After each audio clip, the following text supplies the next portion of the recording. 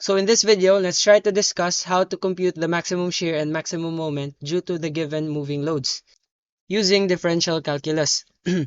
So a car with axle loads of 50 kN and 30 kN on a wheelbase of 2.5 m crosses a 12 m span bridge. So ito yung span ng bridge natin. And then itong axle loads is nandito, 50 kN saka 30 kN. So usually, yung larger load is nandito. Kung yung vehicle natin is moving dito. Kasi nasa rear end kasi yung mga kinikerry na materyales, mga tao, mga ganun. So usually, nandito yung larger load. And then the axle loads are on a wheelbase of 2.5 m. So ito yung 2.5 m.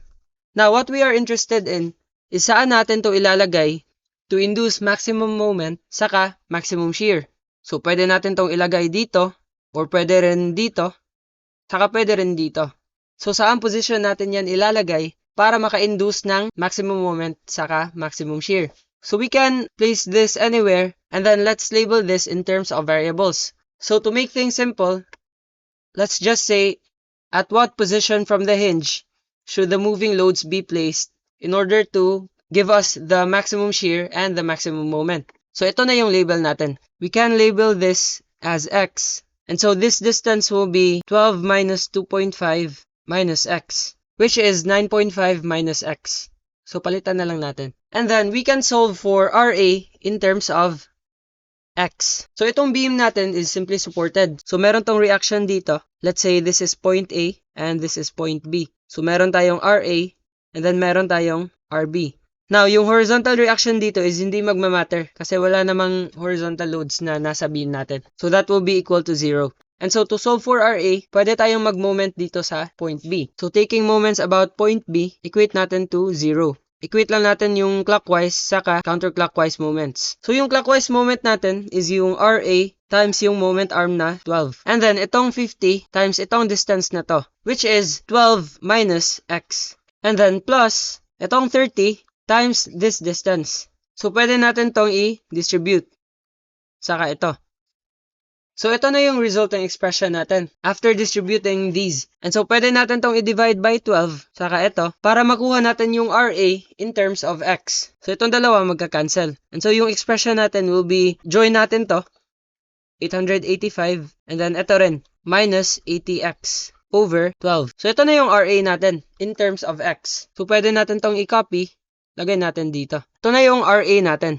Now, yung maximum shear natin kung moving loads is nag-o-occur dito sa support. And so, we can reduce the question into what will be the value of X that will provide the maximum reaction at A. So, notice na minus tong sign dito. So, naturally, yung value of X should be 0 so that RA will be maximum. And so, we can substitute 0 sa equation natin for RA para makuha natin yung maximum shear. So, magiging 885 minus 80 times 0 over 12. So, magiging 73.75 kN. Ito na yung maximum shear natin. And then, for the maximum moment, we need to compute the value of X that will give us the largest moment under a given load. So now, because yung larger load natin is itong 50 kN, dito tayo magmo-moment. And we will compute for the value of X kung saan itong load na to is magbibigay ng largest moment possible. So we can take moments about this load. Now, looking at our figure, yung moment under sa 50 kN na load is nandito.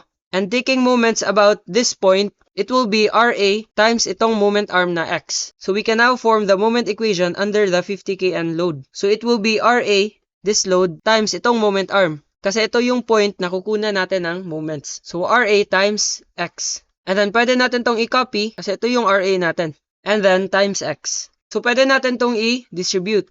So, magiging 885 over 12 times x minus 80 x squared over 12.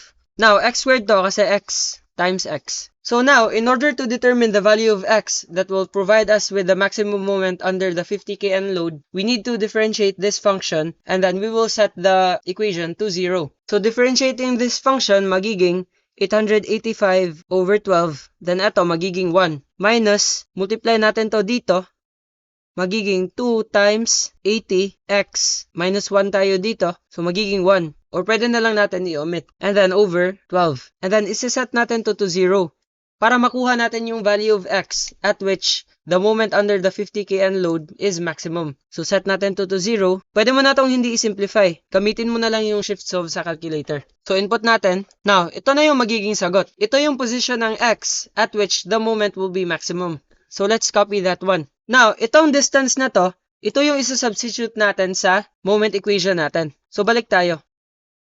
So for the maximum moment, yung x natin is ito dapat. So gamitin na lang natin yung calc function. Ito na yung lalabas. Store natin to sa a. So ito na yung value. Next, let's type this equation. Itong RA times x, which is ito. 885 minus 80.